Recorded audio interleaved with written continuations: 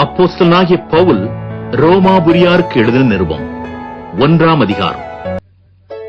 இயேசு கிறிஸ்துவின் ஊழியக்காரனும் அப்போஸ்தலனாகும்படி அழைக்கப்பட்டவனும் தேவனுடைய சுவிசேஷத்திற்காக பிரித்தெடுக்கப்பட்டவனுமாகிய பவுல், ரோமாபுரியில் உள்ள தேவப்பிரியரும் பரிசுத்தவான்களாகும்படி அழைக்கப்பட்டவர்களுமாகிய அனைவருக்கும் எழுதுகிறதாவது: நம்முடைய பிதாவாகிய தேவனாலும் கர்த்தராகிய இயேசு கிறிஸ்துவினாலும் உங்களுக்கு கிருபையும் சமாதானமும் உண்டாவதாக.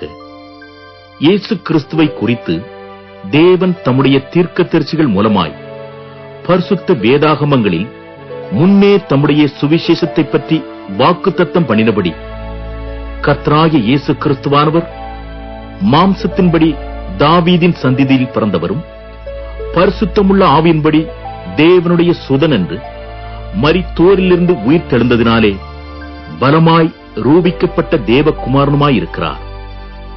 அவர் சகல ஜாதிகளையும் அவர்களுக்குள் இயேசு கிறிஸ்துவினால் அழைக்கப்பட்டவர்களாகிய உங்களையும் தமது நாமத்து நிமித்தம் விசுவாசத்திற்கு கீழ்ப்படிய பண்ணும் பொருட்டு எங்களுக்கு கிருபையையும் அப்போஸ்தல ஊழியத்தையும் அருளி செய்திருக்கிறார்.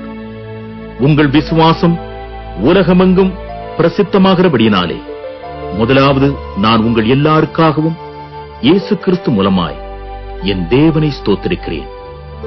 நான் ஜெபம் பண்ணும் போதெல்லாம் இடைவிடாமல் உங்களை நினைத்துக் கொண்டிருக்கிறதை குறித்து தமது குமாரனுடைய சுவிசேஷத்தினாலே என் ஆவியோடு நான் சேவிக்கிற தேவன் எனக்கு சாட்சியாயிருக்கிறார். நீங்கள் ஸ்திரப்படுவதற்காக ஆவிக்குரிய சில வரங்களை உங்களுக்கு கொடுக்கும்படிக்கும் உங்களிலும் என்னிலும் உள்ள விசுவாசத்தினால் உங்களோடே கூட நானும் ஆறுதல் அடையும்படிக்கும் உங்களை காண வாஞ்சையாயிருக்கிறபடியினாலே எவ்விதத்திலாவது நான் உங்களிடத்தில் வருகிறதற்கு தேவனுடைய சித்தத்தினாலே எனக்கு நல்ல பிரயாணம் சீக்கிரத்தில் கிடைக்க வேண்டும் என்று வேண்டிக் கொள்கிறேன். சகோதரரே, புறஜாதிகளான மற்றவர்களுக்குள்ளே நான் பலனை அடைந்தது போல உங்களுக்குள்ளும் சில பலனை அடையும்படிக்கு உங்களிடத்தில் வர பலமுறை யோசனையாயிருந்தேன். ஆயினும் இதுவரைக்கும் எனக்கு தடை உண்டாயிற்று என்று நீங்கள் அறியாதிருக்க எனக்கு மனதில்லை. கிரேக்கருக்கும் மற்ற அந்நியர்களுக்கும் ஞானிகளுக்கும் மூடருக்கும் நான் கடனாளியாயிருக்கிறேன். ஆகையால் ரோமாபுரியில் இருக்கிற உங்களுக்கும் என்னால் இயன்ற மட்டும் சுவிசேஷத்தை பிரசங்கிக்க விரும்புகிறேன். கிறிஸ்துவின் சுவிசேஷத்தை குறித்து நான் வெட்கப்படேன். முன்பு யூதரிலும் பின்பு கிரேக்கரிலும் விசுவாசிக்கிறவன் எவனோ அவனுக்கு இரட்சிப்பு உண்டாவதற்கு அது தேவபலனாயிருக்கிறது. விசுவாசத்தினாலே நீதிமான் பிழைப்பான் என்று எழுதியிருக்கிறபடி விசுவாசத்தினால் உண்டாகும் தேவநீதி விசுவாசத்திற்கென்று அந்த சுவிசேஷத்தினால் வெளிப்படுத்தப்படுகிறது.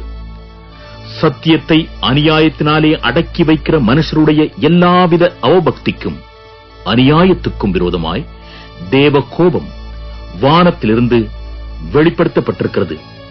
தேவனை குறித்து அறியப்படுவது அவர்களுக்குள்ளே வெளிப்பட்டிருக்கிறது. தேவனே அதை அவர்களுக்கு வெளிப்படுத்தி இருக்கிறார். எப்படி என்றால், காணப்படாதவைகளாகிய அவருடைய நித்திய வல்லமை, தேவத்துவம் என்பவைகள் உண்டாக்கப்பட்டிருக்கிறவைகளினாலே உலகம் உண்டானது முதற்கொண்டு தெளிவாய் காணப்படும். ஆதலால் அவர்கள் போக்கு சொல்ல இடமில்லை. அவர்கள் தேவனை அறிந்தும் அவரை தேவனென்று மகிமைப்படுத்தாமலும் ஸ்தோத்திரியாமலும் இருந்து தங்கள் சிந்தனைகளினாலே வீணரானார்கள்.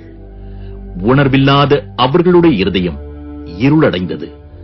அவர்கள் தங்களை ஞானிகள் என்று சொல்லியும் பைத்தியக்காரராகி அழிவில்லாத தேவனுடைய மகிமையை அழிவுள்ள மனுஷர்கள், பறவைகள், மிருகங்கள், ஊரும் பிராணிகள் ஆகிய இவைகளுடைய ரூபங்களுக்கு ஒப்பாக மாற்றினார்கள்.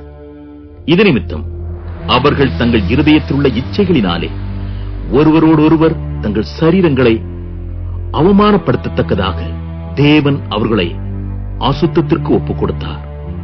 தேவனுடைய சத்தியத்தை அவர்கள் பொய்யாக மாற்றி சிருஷ்டிகரை தொழுது சேவியாமல் சிருஷ்டியை தொழுது சேவித்தார்கள்.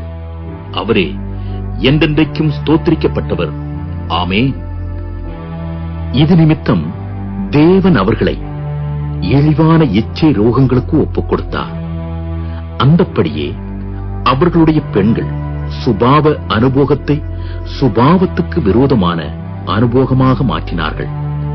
அப்படியே ஆண்களும் பெண்களை சுபாவப்படி அனுபவியாமல் ஒருவர் மேல் ஒருவர் விரகதாபத்தினால் பொங்கி ஆணோடே ஆண் அவலட்சணமானதை நடப்பித்து தங்கள் தப்பிதத்திற்கு தகுதியான பலனை தங்களுக்குள் அடைந்தார்கள். தேவனை அறியும் அறிவை பற்றிக் கொண்டிருக்க அவர்களுக்கு மனதில்லாதிருந்தபடியால் தகாதவைகளை செய்யும்படி தேவன் அவர்களை கேடான சிந்தைக்கு ஒப்புக் கொடுத்தார். அவர்கள் சகலவித அநியாயத்தினாலும் வேசித்தனத்தினாலும் துரோகத்தினாலும் பொருளாசையினாலும் குரோதத்தினாலும் நிறையப்பட்டு பொறாமையினாலும் கொலையினாலும் வாக்குவாதத்தினாலும் வஞ்சகத்தினாலும் வன்மத்தினாலும் நிறைந்தவர்களுமாய் புறங்கூறுகிறவளுமாய் அவதூறு பண்ணுகிறவளுமாய் தேவ பகைஞருமாய் துராகிரதம் பண்ணுகிறவளுமாய் அகந்தை உள்ளவளுமாய் வீம்புக்காரருமாய் பொல்லாதவர்களை யோசித்து பிணைக்கிறவர்களுமாய் பெற்றோருக்கு கீழ்ப்படியாதவர்களுமாய் உணர்வில்லாதவர்களுமாய் உடன்படிக்கைகளை மீறுகிறவர்களுமாய் சுபாவ அன்பில்லாதவர்களுமாய் இணங்காதவர்களுமாய் இரக்கமில்லாதவர்களுமாய் இருக்கிறார்கள். இப்படிப்பட்டவர்களை செய்கிறவர்கள் மரணத்திற்கு பாத்திரராய் இருக்கிறார்கள் என்று தேவன் தீர்மானித்த நீதியான தீர்ப்பை அவர்கள் அறிந்திருந்தும் அவைகளை தாங்களே செய்கிறதுமல்லாமல் அவைகளை செய்கிற மற்றவர்களிடத்தில் பிரியப்படுகிறவர்களுமாயிருக்கிறார்கள். தொடர்ந்து இது போன்ற இறை வார்த்தைகளை கேட்பதற்கு நம் ஜீசஸ் லீட் சேனலை சப்ஸ்கிரைப் செய்ய மறக்காதீர்கள். கர்த்தர் உங்களை ஆசீர்வதிப்பாராக. ஆமென்.